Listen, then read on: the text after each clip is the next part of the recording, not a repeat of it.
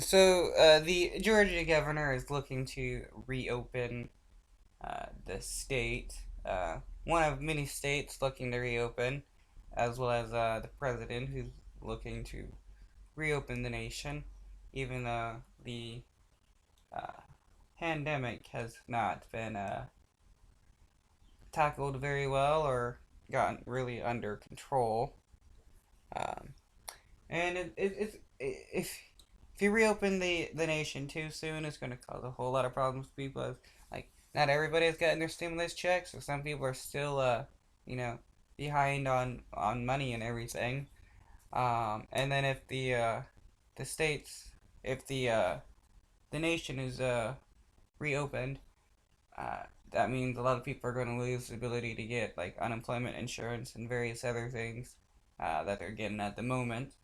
Um, and it's going to make it harder for everybody to catch up. Uh, hopefully the hopefully uh, Trump is convinced not to open up too soon. I would enjoy restaurants and stuff being open again, but the coronavirus is still pretty rampant around the nation. Georgia's the is the 15th leading state with cases. New York is still the leading. Um, there's like 50,000 people dead at the moment, and people want to open the government. There's several people that are willing to allow people to die so that people can go back to work, which means they're willing to uh, let people die so that they can make money. There's even a person here. I think the protest is happening today or happened yesterday. Happening to yesterday. Um, a person here leading a protest because her tenants can't pay rent, which means she can't afford her lifestyle.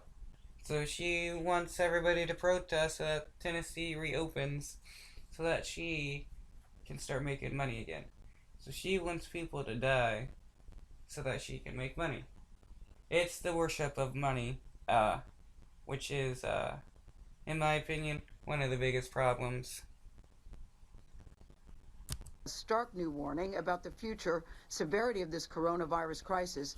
In a Washington Post interview, CDC Director Dr. Robert Redfield says this: we could see a second wave of the virus next winter, and he says it could be even more difficult than what is happening right now. Yikes, because it would hit at the same time as the flu season. That's just one of many unknowns facing governors as they decide when and how to reopen their states. Mark Strassman is in hard-hit Atlanta, where the mayor says she wasn't even consulted by Georgia's governor before he decided to partially reopen in a couple of days from now. Mark, how are businesses handling all this? We're about to find out, Anthony, and good morning. Georgia ranks in the top 15 of most infected states. Nonetheless, this state is getting ready for what you might call a soft open. Certain businesses can unlock their doors for customers if they follow social distancing and sanitation guidelines. As some of the states around the country began to relax social distancing restrictions, the reality of what normal will look like is starting to sink in. It's scary from all aspects. Lindsay Nash owns a Georgia hair salon and is getting back to work. Governor Brian Kemp announced his plan to begin reopening the state this Friday. Shutting down for much longer wouldn't be an option because we don't know how long the pandemic will go on. Well, yeah, you don't know how long the pandemic is going on, and like she's not gonna be able to social distance if she is a beauty salon operator. She's going to have to be within arm's length of other people.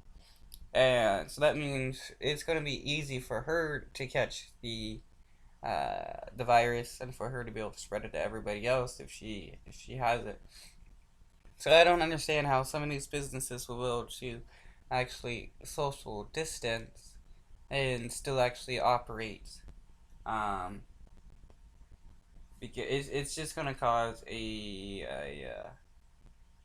another spike in cases, and it's gonna lead to even more problems. Um, this is why there needs to be some better social safety nets for people for when stuff like this happens. People have the ability to take care of themselves, um, and not have to worry about how am I gonna pay my bills because I'm out of a job at the moment, but you can't really work because it means the possibility of dying.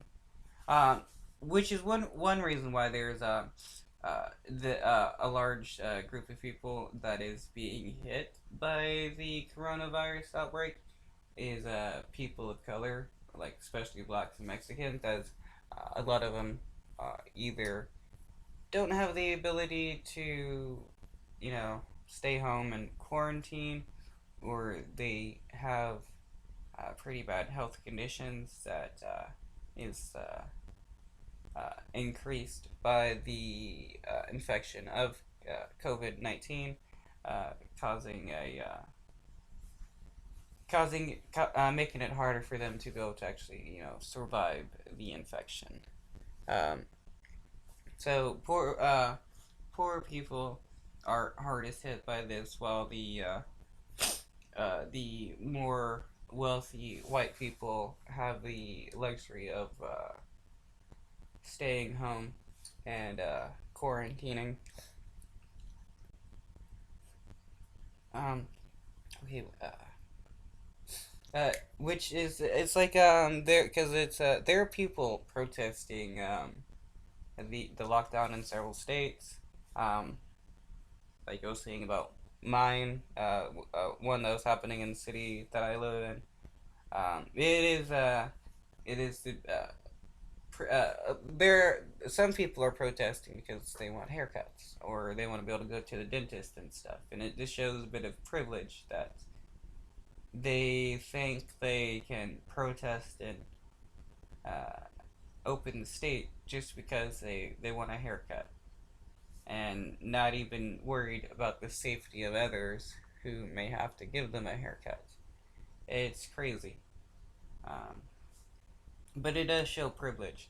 And another thing, though, that I just want to point out is that these same type of people who is protesting the lockdown is the same type of people who would tell black people that they should just obey the law, and that's why they wouldn't have been killed by cops, and or that protesting in various ways, like calling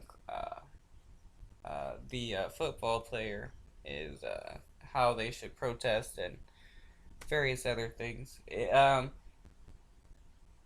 When these white conservatives are affected by a law, it's oppression and tyranny. When it's other people uh, that are actually being oppressed, it's because they're not obeying the law. But some residents and political leaders disagree with Governor Kemp, including the mayor of Albany, Georgia. The city has endured one of the highest per capita infection rates in the country. I pray that the number of Georgians who are infected and die will not increase significantly in the coming weeks as a result of the lifting of these restrictions.